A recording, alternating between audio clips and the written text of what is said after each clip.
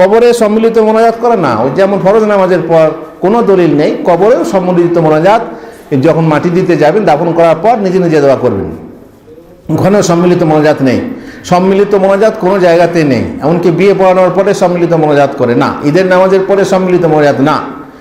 যখন খুতবা শেষ হবে জুমার দিনে খুতবা শেষে মোনাজাত করুন। ইমাম সাহেবদেরকে বলি যে আপনারা যখন খুতবা শেষ করবেন, খুতবার শেষে দরুদ পড়বেন, দরুদ পড়ে গোটা গ্রামবাসীর জন্য দোয়া করবেন জান ভরে, যাতে গ্রামবাসীর সমস্ত লোক মনে করে হুজুর আজকে আমার জন্য এই দোয়া করেছে।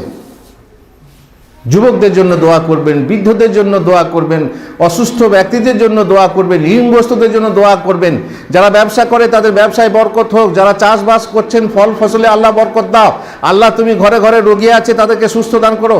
এমনি করে 5 মিনিট দোয়া করেন সূরা কাফ পড়া বাদ দিয়ে। যদি আপনি দোয়া করেন, হ্যাঁ ইমাম সাহেব আমাদের জন্য দোয়া করলো বাবু, এই দোয়া এই জামাতেই দোয়া, আপনারা আমিন বললেন, ইমাম সাহেব দোয়া করলেন। আর কেবল বৃষ্টির জন্য যখন খুতবাতে দোয়া হবে হাত তুলে আপনারাও হাত তুলবেন।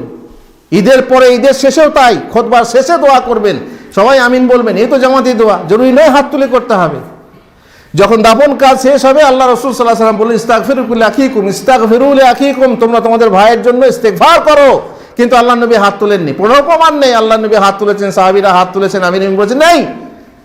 আদেশ করেছেন, সবাই ইস্তেগফার করেছেন, আল্লাহুম্মা গফির লাহু, আল্লাহুম্মা আরহামহু, আল্লাহুম্মা নাব্বিরহু, আল্লাহুম্মা সাব্বিতহু ওয়াসআলু লাহু তাসবিত, আল্লাহুম্মা সাব্বিতহু। ওকে এখনই প্রশ্ন করা হবে, আল্লাহ আরবি জানো না, বাংলাতে বলো, বাংলাতে বলো যে আল্লাহ তুমি ওকে ক্ষমা করো, আল্লাহ তুমি ওকে জান্নাতবাসী করো, আল্লাহ তুমি কবরকে আলোকিত করো, আল্লাহ তুমি ওকে প্রশ্নের উত্তর দেওয়ার তৌফিক দাও।